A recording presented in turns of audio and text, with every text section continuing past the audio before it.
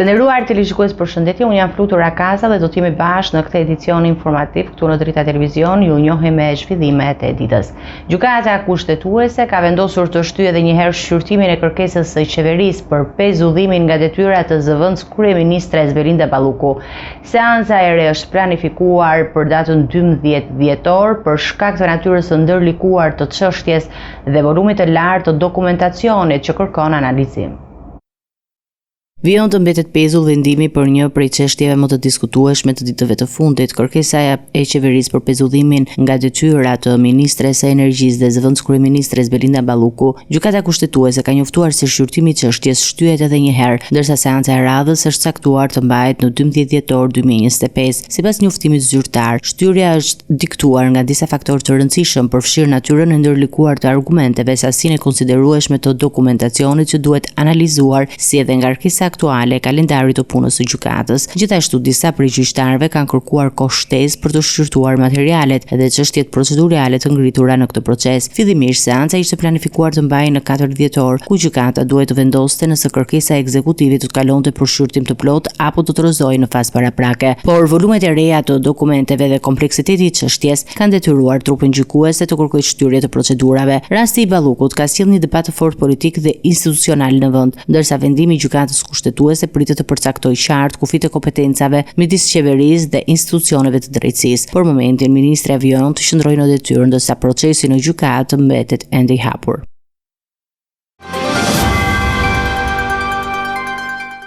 Kryedemokrati Sali Berisha ka kërkuar nisjen urgjente të hetimeve për komunikimet që kryeministri Edi Rama ka pasur me Federica Mogherinin, ish diplomaten e lartë të Bashkimit Evropian ndaluar së fundmi në Belgjik për korrupsion.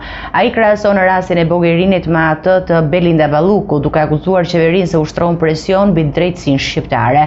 Berisha kërkon transparencë edhe për takimin shtatorësh të kryeministrit mes Ramës, Ballukut dhe Ulsi Manjës.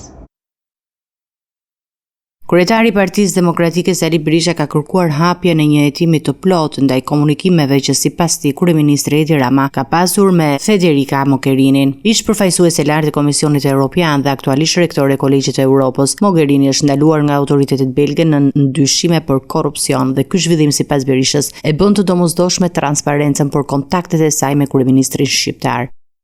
Ju bëj thirrje këtyre institucioneve të hetojnë marrëveshjen e fshehtë Rama Mogherini për ndërtimin e kampusit të Kolegjit Evropian në Tiranë. Ju bëj thirrje të hetojnë të gjitha emailët, SMS-t që Rama ka shkëmbyer me Federica Mogherinin për këtë çështje dhe në veçanti hetojnë komunikimet e tyre me telefonata të koduar Sky ICC Matrix, të cilat është vërtetuar se Edi Rama i ka përdorur në raste të tjera të korrupsionit ndërkombëtar, siç është rasti Mek Gonigal. Duke folur për mediat, Berisha bëri një krahasim të drejtë mes rastit të Mogherinit dhe asaj të zëvendës kryeministres Belinda Balluku, ndaj së cilës drejtësia shqiptare po zhvillon hetime. Ai tha se autoritetet europiane nuk penguan procesin ndaj Mogherinit, ndërsa në Shqipëri sipas tij qeveria po ushtron presion për të ndaluar hetimet ndaj Ballukut. Qëndrimi ligjor ndaj Lubi Ballukut dhe Lubi Mogherinit është i ndryshëm, nuk është i njëjtë. Në Bruksel, Prokuria Publike e Bashkimit Evropiane dhe Prokuria Belge arrestuan Federica Mogherinin dhe bashkëpunëtorët e saj, pasi atyre ju hoq imuniteti në përputhje me ligjin nga autoritetet kompetente të Bashkimit Evropian. Drejtësia nuk u pengua, kurse në Shqipëri, kryeministri i Shqipërisë shndroi kryeministrinë në zyrën e avokatisë të korruptuarës Balluku për shkak të implikimit të tij direkt, siç faktojnë me dhjetra mesazhe në dosjen Balluku që ai ka dërguar vet Lubis dhe Erviz Berberit për tenderin e tunelit të Llogaras. Berisha kërkoi gjithashtu të bëhet publike çdo detaj nga takimi shtatorësh i zhvilluar në kryeministri mes Ramës, Ballukut dhe ministrit të drejtësisë Ulsi Manja. Kreu i Demokratëve pretendon se opinioni publik ka të drejtë të ditë çfarë është diskutuar në atë takim dhe nëse ka pasur ndërhyrje në proceset në vijim. Rama i thoshte se s'më lejon ligji ta bëj këtë, ta çojë gjykatë kushtetuese, bien të dy dakord të thrasin për të urt Uluziu. Kjo është e vërteta. Dhe Uluziu, si të dini, kontrolloni kamerat toja, pas një farko shkoj dhe u fut në takim. Uluziu natyrisht majti janë në Rams. Çfarë i tha Lubia? Uluziu më shif pak drejt në sy. E meku, e qepi. Kaq, kjo skenë, muret nuk kanë vetëm vesh, muret kanë dhe sy. Ai u ndal edhe te zhvillimet brenda Partisë Demokratike duke sqaruar takimet e nisura nga deputeti Ervin Saliani me demokratët në disa qytete të vendit, të cilët sipas tij synojnë riorganizim dhe forcimin e strukturave. Asnjë aktivitet jashtë forumeve të PD-s nuk mund të ketë ndikimin më të vogël në PD. Çdo aktivitet jashtë forumeve të PD-s është strikt privat, pa asnjë lidhje me Partinë Demokratike. Partia Demokratike është parti. Partia Demokratike i ka dërguar një letër Komisionit dhe Parlamentit Evropian për të shprehur shqetësimin mbi projektin e qeverisë për paqen fiskale. Deputetja Jorida Tabaku paralajmëron se amnistia fiskale mund të cënojë ekonominë, barazinë mes biznesit dhe marrëdhëniet me Bashkimin Evropian. Ajo kërkon transparencë të plotë dhe publikimin e listës përfundimtare. Partia Demokratike ka ngritur alarmin mbi projektin e qeverisë për paqen fiskale duke i dërguar një letër zyrtare Komisionit dhe Parlamentit Evropian. Deputetja demokrate Jorida Tabaku tha se amnistia fiskale paraqitur në këtë emër paraqet një rrezik të madh për stabilitetin ekonomik dhe mund të dëmtojë marrëdhëniet e Shqipërisë me Bashkimin Evropian. Në një video të postuar në rrjetet sociale, Tabaku deklaroi se skema shkel parimet kushtetuese dhe cënon barazinë ligjore mes bizneseve që veprojnë ndershmërisht dhe atyre që mund të përfitojnë nga amnistia. Dhe rreziqet janë të menjëhershme, të dukshme për ekonominë shqiptare. Së pari njërë është antikushtetuese dhe cënon barazinë para ligjit të bizneseve, të cilët punojnë e operojnë ndershmërisht në këtë vend, e të bizneseve të cilat mund ta përdorin amnistinë fiskale për pastrimin e parave. Kanalet të cilat do të hapë për bizneset të cilat nuk janë të ditur dhe të identifikuar që do të përfitojnë, janë burimi kryesor që mund të pastrohen para në të ardhmen në Shqipëri dhe veçanërisht në sektorin e ndërtimit që është kthyer një gangren për ekonominë shqiptare. Sipas saj, paqja fiskale mund të shndrohet në një mekanizëm për pastrimin e parave të pista dhe të jap përparësi shkelësve fiskal ndaj bizneseve të rregullta. Deputetja theksoi se prej javësh ka kërkuar nga Ministria e Financave informacion të detajuar mbi skemën, duke kërkuar publikimin e listës së përfituesve dhe kriteret përfshirëse. Tabaku paralajmëroi se mungesa e transparencës dhe përfitimet selektive mund të kenë pasoja serioze për ekonominë dhe besueshmërinë e qeverisë përpara partnerëve ndërkombëtar. Nga viti 2027, Shqipëria do të hyjë në një proces tërësor vlerësimi të pronave me synim që të vendosë një skem taksimi më reale dhe të përputhshme me lëvizjet e tregut. Ministri i Financave Petrit Mala i bëri të ditur se është një prej hapave kryesor të reformës së re të taksimit të pasurisë, e cila parashikon futjen e taksës për ndërtesat dhe taksës së trullit brenda disa viteve. Reforma fiskale për taksën e pronës po merr formë të re në vend, ndërsa qeveria ka shpallur një kalendar të qartë për hapat që të ndërmerren deri në vitin 2030. Gjatë prezantimit të projektit Pro Tax Albania, Ministri i Financave Petrit Malaj u ndal tek nevoja për një vlerësim më realist të pasurive të paluajtshme, duke e cilësuar këtë proces si thelbësor për modernizimin e sistemit fiskal. Në vitin 2027 do të bëjmë dhe do të kryejmë në fakt procesin kombëtar të vlerësimit të pronave, e ndërsa viti 2026 dhe 2027 do të shërbejnë edhe si periudhë tranzitore deri në aplikimin e ri të ligjit, i cili hyn në fuqi në vitin 2028. Mëtej në vitin 2030 do të nisë edhe zbatimi i taksës mbi tokën apo truallin dhe kjo do të jetë edhe finalizimi i reformës në taksën e pasurisë. Ministri Malaj kërkoi angazhimin maksimal nga bashkitë, të cilët duhet të jenë të integruara në sistemin e kadastrës fiskale deri në vitin 2026. Nga ana tjetër, Ministri i Shtetit për çështjet e reformës, Ervin Demo, vuri theksin tek shërbimet që reforma do t'i ofrojë qytetarëve. Lokale bazuar në taksën e pronësisë. Dhe këto janë të ardhurat të cilat do të jenë të administruara nga bashkitë për të përmirësuar shërbimet lokale, për të pasur në fund ditës shërbime më të mira për qytetarët. Aq më tepër kur ne flasim edhe për Projekti Pro Tax Albania, i cili shënon bazën e kësaj reforme, ka përfunduar tashmë fazën e parë të implementimit. Ai është realizuar në bashkëpunim me Fondin Monetar Ndërkombëtar dhe Agjencinë Suedeze për Bashkëpunimin Ndërkombëtar dhe Zhvillimin, dy partnerë që kanë asistuar Shqipërinë në hartimin e kornizës së re të taksimit të pasurisë.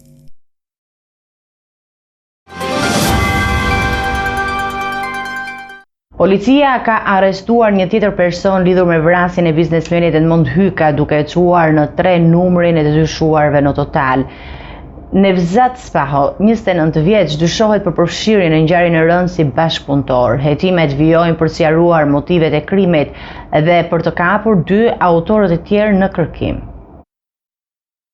Numri i të arrestuarve për vrasjen e 43 vjeçarit Edmond Hyka, i njohur si Mondi Mëhalla, ka shkuar në 3 pas arrestimit të ish ortakut të tij, 32 vjeçarit Gjino Ago, dhe rojes së karburantit Xhaxhi Oil, Kujtim Pisha. Policia ka vënë në pranga dhe 29 vjeçarin Nevzat Spaho nga Porrenjasi, i dyshuar si bashkëpunëtor në ngjarje. Mbi të rëndojnë akuzat e vrasjes me paramendim në bashkëpunim dhe armbajtje pa leje. Autoritetet policore kanë dhënë detaje të plota mbi mënyrën se si Spaho ka bashkëvepruar me grupin duke e cilësuar hetimin në një fazë hermetike, ndërsa po verifikojnë pistat e ndryshimeve për motive duke përfshirë konflikte biznesi dhe prishjen e mundshme të pazareve të drogës. Spaho ka precedent penal duke përfshirë tentativë vrasje, shtrëngim me anë të kanosjes, armbajtje pa leje dhe dhunë, përfshirë në një rast në vitin 2022. Kur kërcënoi një person për një shumë prej 3.000 eurosh në një incident në vitin 2016 ku 2 persona u plagosën nga përleshje me thika. Ngjarja ndodhi mbrëmjen e 30 nëntorit, ku Mëhalla u qellua sapo doli nga zyra e tij në karburantin Xhaxhi Oil dhe hyri në makinën e tij. Njëri nga autorët doli nga makina tip Audi dhe e qelloi me 2 plumba në kokë dhe 1 në trup, duke shkaktuar vdekjen e menjëhershme. Më pas, autorët u larguan drejt Librazhit dhe doqën automjetin në Mirag, brenda së cilës u gjet pistoleta Beretta e përdorur në krim. Të dhënat e hetimit tregojnë se Mëhalla dhe Ago kanë pasur më parë marrëdhënie biznesi. Mëhalla i kishte shitur Agos një kompani në mars të vitit 2023 dhe më vonë kishte themeluar Eltax SHPK, të njëjtin objekt aktiviteti që më parë ishte reklamuar nga Ago. Policia vazhdon kërkimet për 2 autorët, Marcelo Arani dhe Armando Cola, të dyshuar si ekzekutor të ngjarjes.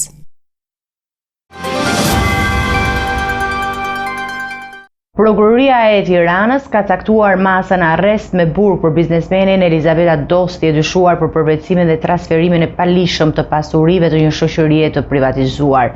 Sipas hetimeve, Dosti ka falsifikuar dokumente për të kapur pasuritë e shoqërisë të një kompanie në pronësi të saj, duke përfituar mbi 1 milion euro. Ajo akuzohet për falsifikim dokumentesh, për pastrim të produkteve të veprës penale, ndërsa hetimet në fakt vijojnë për përcaktimin e dëmit total. Prokuroria e Tiranës ka vendosur masën e sigurisë arrest shtëpie për biznesmenen e njohur Elizabeta Dosti pas dyshimeve se ka përvetësuar pasuritë e shoqërisë së privatizuar për udhim veshje, duke shkaktuar dëm të konsiderueshëm për aksionerët. Hetimet tregojnë se Dosti, në cilësinë e përfaqësueses ligjore të shoqërisë, ka përdorur dokumente të falsifikuara për të transferuar pasuritë te kompania, një shoqëri që në momentin e krijimit ishte 100% në pronësi të saj. Sipas prokurorisë, këto veprime datojnë në vitin 2013, kur Dosti dyshohet se ka kryer kalimin e të gjitha pasurive të paluajtshme, tokë dhe ndërtesa në mënyrë të kundërligjshme, duke shmangur procedurat ligjore të privatizimit dhe duke anashkaluar të drejtat e aksionerëve, të cilët ishin punonjës të ndërmarrjes shtetërore. Pasi ka kaluar pasuritë në pronësi të kompanisë së saj, Dosti dyshohet si ka dhënë ato me shëra, duke realizuar të ardhurat të mëdha, ndërsa një pjesë e pasurive janë shitur për rreth 1 milion euro. Prokuroria nënvizon se janë identifikuar elemente qartë të veprës penale, të falsifikimit të dokumenteve dhe të pastrimit të produkteve të veprës penale apo veprimtarisë kriminale. Hetimet vijojnë për të përcaktuar vlerën e plotë të dëmit ekonomik, si dhe për të identifikuar çdo person tjetër që mund të ketë qenë i përfshirë në skemën e dyshuar të përvetësimit. Policia e Lezhës ka identifikuar autorin e sulmit të ndodhur një ditë më parë në Ril, ku një 35 vjeçar Petrit Paloka u dhunuar rënd. Ngjarja ndodhi në rrugën kryesore të Rilës, ku viktima u ndalua nga një makinë e dyshuar tip Audi dhe u godit me mjete të forta, përfshirë shko bejsbolli. Konflikti dyshohet të ketë motive të dobta dhe viktima ndodhet në spitalin e traumës në Tiranë, ku po merr trajtim mjekësor. Policia e Lezhës ka identifikuar autorët e sulmit të ndodhur mbrëmjen e kaluar në Ril, ku 35 vjeçari Petrit Paloku u dhunuar rënd. Ngjarja ndodhi mbrëmjen e kaluar në Ril, ku Petrit Paloka po udhtonte me një automjet tip Golf 5 kur u ndalua nga një makinë e dyshuar tip Audi e zezë. Personat e maskuar që ndodheshin në këtë automjet e nxorën me forcë nga makina dhe e goditën me mjete të forta, duke i shkaktuar plagë të rënda në trup dhe këmbë. Policia e Lezhës, duke analizuar pamjet nga kamerat e sigurisë së bizneseve në zonë dhe duke kryer kontrolle banesash, ka arritur të të identifikojë autorin e dyshuar dhe po vijon hetimet për zbardhjen e plot të ngjarjes. Burimet policore bëjnë të ditur se konflikti mund të ketë lindur për motive të dobta pasi viktima dhe autorët dyshohen të jenë nga e njëjta zonë. Pas sulmit, Petrit Paloka u transportua në Spitalin e Traumës në Tiranë ku po merr trajtim të specializuar mjekësor. Policia po vazhdon punën për të kapur të gjitha autorët dhe për të përcaktuar saktësisht rrethanat që çuan në këtë akt të dhune. Policia e Kukësit ka zbardhur plotësisht ngjarjen e ndodhur në 27 tetor në lagjen Drinas në fshatin Mamos, ku zhëllua me armë zjarri drejt një biznesi lokal. Autoritetet kanë identifikuar 2 autorët e dyshuar babë e birë, ndërsa vijojnë ende kërkimet për njërin prej tyre. Një ngjarje e rëndur regjistruar në fshatin Manës të Kukësit, ku në 27 tetor një dyqan u bë shënjesër të shtënave me armë zjarri. Pas hetimeve të udhëtësishme dhe përdorimit të metodave proaktive, policia e Kukësit ka arritur të identifikojë dhe të zbardhë autorsinë e incidentit që tronditi banorët. Në njoftimin zyrtar bëhet me dije se autori dyshuar, shtetasi Xhem Mena, 59 vjeç, dhe i biri Minim Mena, 26 vjeç. Gjatë operacionit policor është bërë ndalimi i 59 vjeçarit, ndërsa i riu nuk u gjet në banesë dhe shpadhur në kërkim. Sipas hetimeve, dyshohet se babë e birë kanë qelluar disa herë me armë zjarri në drejtim të dyqanit në pronësi të shtetasit me iniciale TO, duke shkaktuar dëmtim të fasadës me xham dhe duke rrezikuar seriozisht jetën e banorëve të zonës.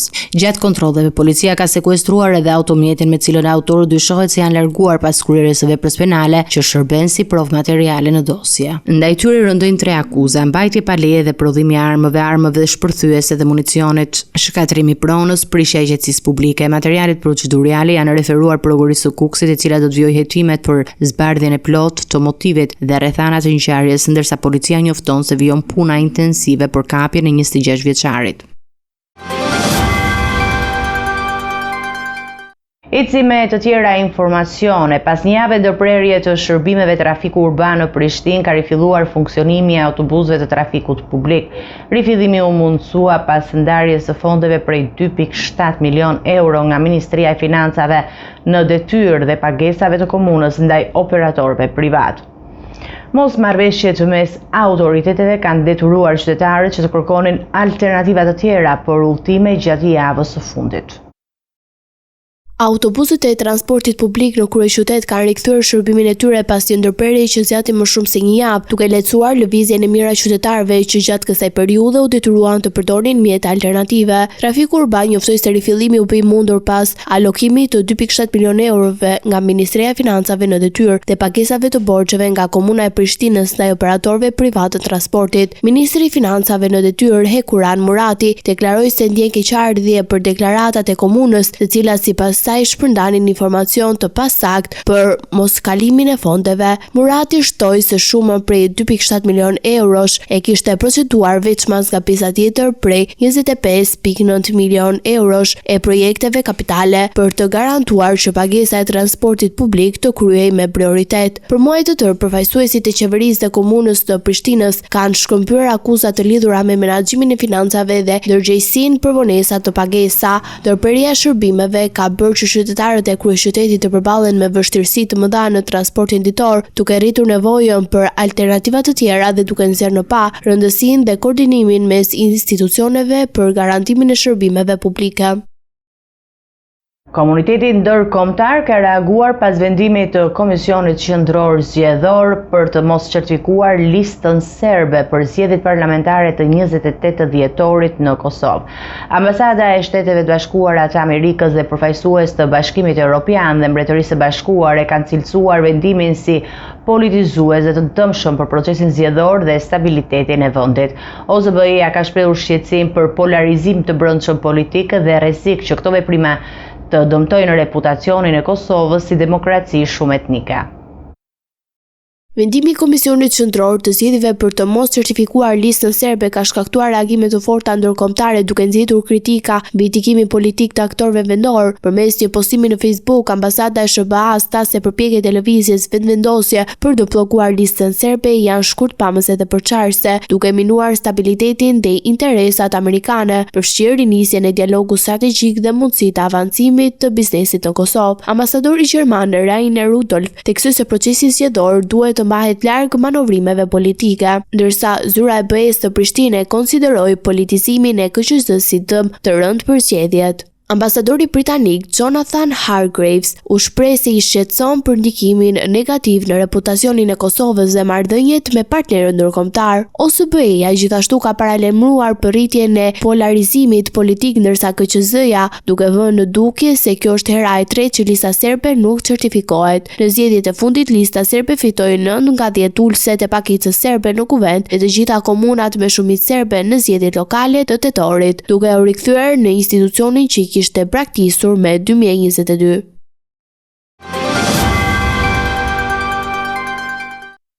Të nderuar teleshikues, do të njihemi me parashikimin e motit.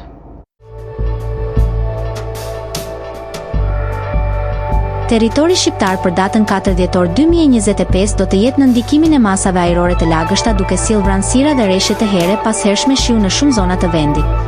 Paraditja do të jetë me vranësira dhe rreshje të dobëta në veriperëndim, ndërsa pasditja sjell intensifikim të rreshjeve në pjesën qendrore dhe jugore.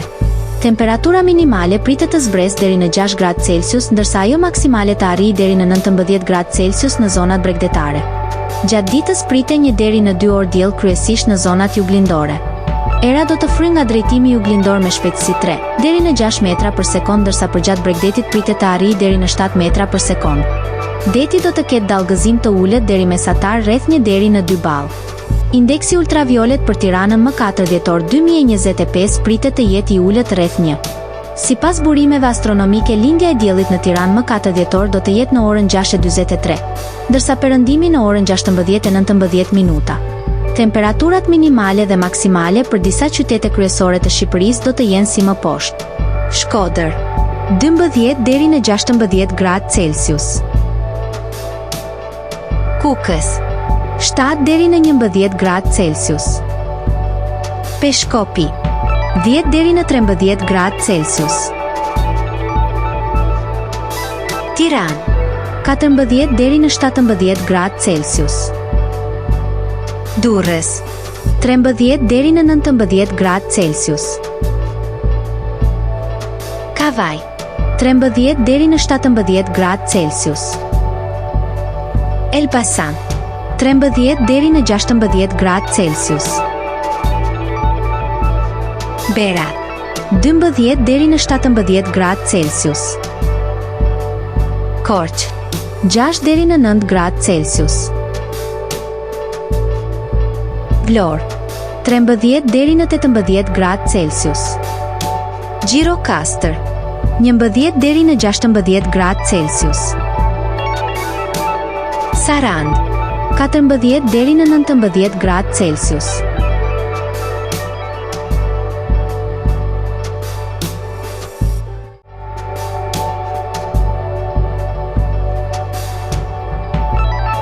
Territori i Kosovës për datën 4 dhjetor 2025 do të jetë në ndikimin e masave ajrore të paqëndrueshme, duke sjellë mot me vranësira të shpeshta dhe rreshje të dobëta shiu në disa zona.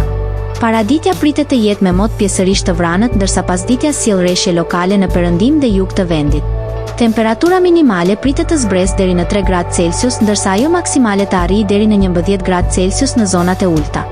Era do të fryejë lehtë nga drejtimi jug-perëndim me shpejtësi 2 deri në 4 metra për sekond. Indeksi ultraviolet për Prishtinën më 4 dhjetor 2025 pritet të jetë i ulët rreth 1. Sipas burimeve astronomike, lindja e diellit në Prishtinë më 4 dhjetor do të jetë në orën 6:42, ndërsa perëndimi në orën 16:09 minuta. Temperaturat minimale dhe maksimale për disa qytete kryesore të Kosovës do të jenë si më poshtë. Mitrovica 6 deri në 11 gradë Celsius. Podujev 5 deri në 10 gradë Celsius. Skënderaj 4 deri në 10 gradë Celsius. Pej 6 deri në 9 gradë Celsius. Prishtinë 7 deri në 11 gradë Celsius. Gjakov 5 deri në 11 gradë Celsius. Malishev 3 deri në 11 gradë Celsius. Gjilan 6 deri në 11 gradë Celsius. Ferizaj 4 deri në 10 gradë Celsius. Kaçanik 6 deri në 9 gradë Celsius.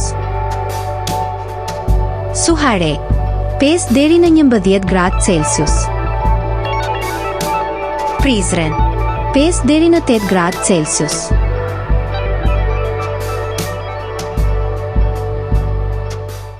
Ishte gjithçka e përgatitur në këtë edicion informativ. Për më shumë zhvillime ju mund të na ndiqni nëpërmjet rrjeteve sociale, Facebook, Instagram, YouTube, mund të klikoni edhe në faqen tonë zyrtare drita.tv për të njohur me zhvillimet më të fundit. Bashkë do të ndajemi këtu për të takuar sërish në edicionin e ardhshëm. Mirë takofshim.